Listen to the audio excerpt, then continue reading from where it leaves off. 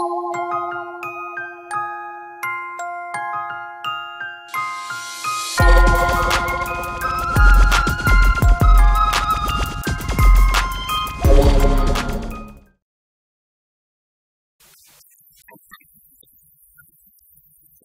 maybe I'll just start off with talking a little bit about myself. I was born and bred in Singapore, majored in economics in NUS, University of Singapore, and after which spent the next 8 years in the cleaning and maintenance chemicals firm. So during this period of time, I picked up the camera as a natural progression to my love for traveling. I love backpacking. And also because of my inability to draw.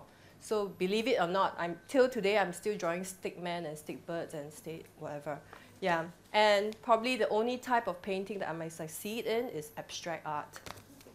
So borrowing a quote from the great photographer Henri Cartier-Bresson, the camera became the extension to my eyes. So I began seeking to capture beautiful moments around me, like beautiful landscapes, joyous moments of children playing. However, I felt that something was missing in the images that I made. I was failing to look inside of myself. So in Rainer Maria Rilke's Letters to a Young Poet, he wrote about the need to write about what your everyday life offers you. Describe your sorrows and desires, the thought that passed through your mind, and your belief in some kind of beauty. Describe all these with heartfelt, silent, humble sincerity. I guess at the time, I was just not looking deep enough myself as a photographer. So from then on, I started to pay a little bit more attention to my inner self and photograph things that are close to my own life experiences. So in my most recent project, I decided to explore a theme that has been revolving and had a significant impact in my life. The theme was being big when only small was beautiful. I was born a little sickly, and to compensate for that, my family fed me well. So I was overweight from maybe the age of maybe 6. Yeah. I was rather fortunate though, not to have received extreme childhood weight-based teasing from people around me. But like most who are overweight, I suffered from my fair share of self-esteem issues. So in retrospect, my self-esteem issues had stemmed from a combination of influences like media, society, and maybe even literature. So in one of my favorite books as a child, Charlie and the Chocolate Factory, I'm sure quite a lot of you are familiar with it, the contrast between the lean hero and the fat backdrop is never better emphasized. The hero was Charlie Bucket. Augustus Gloop, on the other hand, was the obese 9-year-old villain, Roald Dahl. Augustus Gloop, the great big, greedy nincompoop. How long could he allow these beasts to gorge and guzzle, feed and feast, or anything he wanted to? Great Scott, it simply wouldn't do. However long this pig may live, we are positive he will never give even the smallest bit of fun or happiness to anyone. And hence, there's little wonder why being overweight is often associated with sloth, gluttony, ill discipline, and other negative traits. Society can sometimes be cruel. It mocks and discriminates. And discrimination comes in all forms and from all people. They can be from your families, your peers, your employers, public, and even healthcare workers. Numerous studies have shown a consistent wage penalty for obese employees, even after controlling for socioeconomic and different variables and health limitations. One of the studies have shown that compared to their normal weight counterparts, mildly obese and severely obese white women experience a decrease in the wage of 5.8% and 24% respectively. However, having said all this, the most vicious attacks are often self-imposed. We start to believe that we are undeserving of happiness and hence incapable of achieving it. This in turn becomes a self-fulfilling prophecy when we stop trying and reinforce the belief of laziness and low achievement of bigger women. Almost every plus-size man or women I've spoken to have suffered some kind of self-esteem issues at some point in their life, and a large number of them actually experience or is experiencing severe depression. Some even contemplated suicide. So it took quite some time for myself to prove my own theory wrong and realize that maybe apart from running 100 meters as fast as my slimmer counterparts, there shouldn't be anything that I couldn't do. Of course, even with the enhanced self-esteem, there are times when I succumb to self-doubt, but who doesn't? You know, do you, ladies and gentlemen here? And hence, at the back of my head, I started to do a series of environmental portraits of plus-size women in their own homes in Singapore. And why women, some may ask, because studies have shown that women suffer from much more discrimination issues in Singapore and around the world. So here are some of the photographs from the series named Big Girl, You Are Beautiful. And the title was inspired by the Mika song, obviously. Yeah. So this is the first picture that I've taken. So this lady here is Erica. She was the first, one of the first few person I actually photographed. And she owns a blog shop selling plus-size clothes to other women in Singapore. And throughout, in the last few years, she had built together a big, sort of a community of women who have who are plus size, and she has become an inspiration to a lot of them by showing them that there are a lot of things that if you believe, you can actually do it. Okay, this is Khatijah.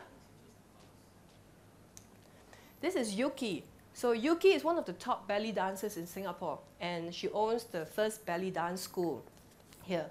So contrary to the belief that all plus-size women are lazy and spends all their time eating, watching in front of the TV, this lady here burns no less calories, I believe, than many other sportswomen. Okay, this is Melissa and her younger sister, Abigail.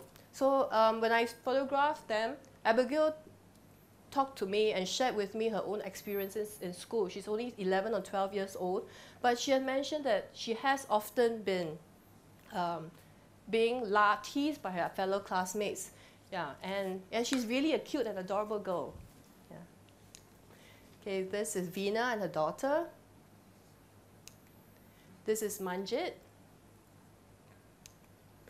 This is CK, this is Lisa, and this is her husband, CK.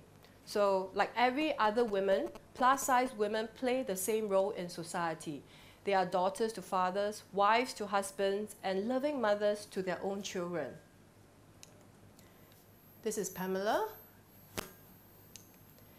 This is Cheryl, one of the youngest subject that I photographed. She's only probably about 17.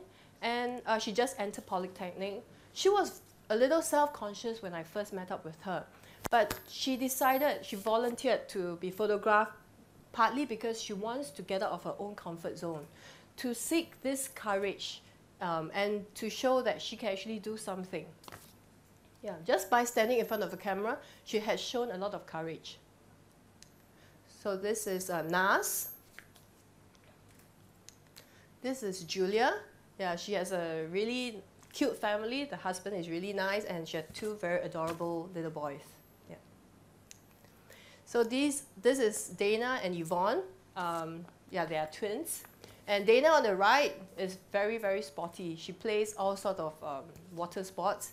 And Yvonne is the quieter, has a quieter personality. Yeah.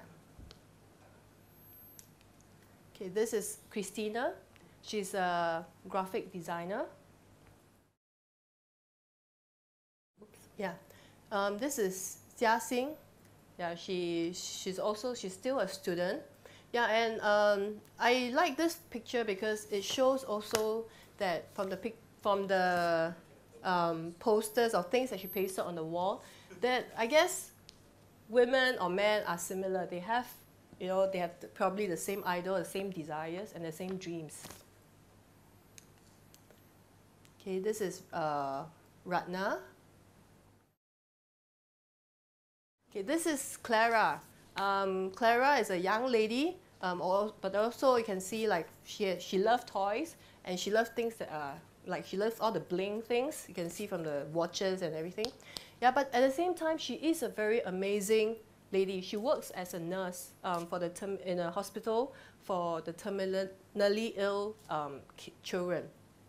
And when she started speaking about the children, her voice started, there was just so much love, you know, when she talked about them. Yeah. So she's really incredible and fun to be with. Okay, this is Rita. This is Marilyn. This is Alice. So Alice, when I met her, she also shared with me her experiences and like before, like maybe a few years ago, she was brought up by her grandmother, and she had like very low self-esteem until she met Erica in the first picture. So she started to gain much more confidence through the talking and different events. She took part in a recent pageant for plus-size ladies. Unfortunately, she fell and broke her leg. Yeah, so she had to drop out. But she had a lot of she had a very positive mentality to her, and now she believes she dares to go for whatever she wants, she dreams of, instead of pulling back and say that, oh, I don't think I can do it. So this is Adida, and this is Regine. Okay, so these are just some of the pictures from my series titled Big Girl, You Are Beautiful. Okay, and having said that, some people ask me, so what was your whole objective of doing this series of work? Yeah, this started as a series to simply expose the society to the notion of fat. After all, the only way to reduce any discrimination is for people to learn about it, and that plus-size women are essentially the same as everyone else. They have beauty, strength and weaknesses, fears and self-doubt, and the right to love and bring happiness. Having said that, however, I believe that virtually everyone who is severely overweight would be better off at a lower weight. So I've been trying to lose weight for don't know how many years. Yeah. So reason being, the more weight on your body, the harder your heart has to work. So simple as that, period, end of story. However, importantly, is that you have to love your body and accept it at any stage of your quest to a better health. Only by loving your body and yourself would you learn to take care of it. So in the process of working on this project, I myself as a photographer gained a lot of insight, and I learned a lot during this process. And this is a series of portraits of big and beautiful women who courageously allowed me to photograph them. Courageous because they stood up, despite knowing that the photographs will be exhibited and they will be judged. You know, I'm sure there are people who will be talking about it or even like mocking it. Several already see in themselves their beauty and capabilities, and others are taking this bold step to seek the confidence they rightfully own. They are all remarkable in their own ways, and I thank them for the courage they have imparted to me through their own. Yeah, and I thank all of you for listening to me. That's all. Thank you.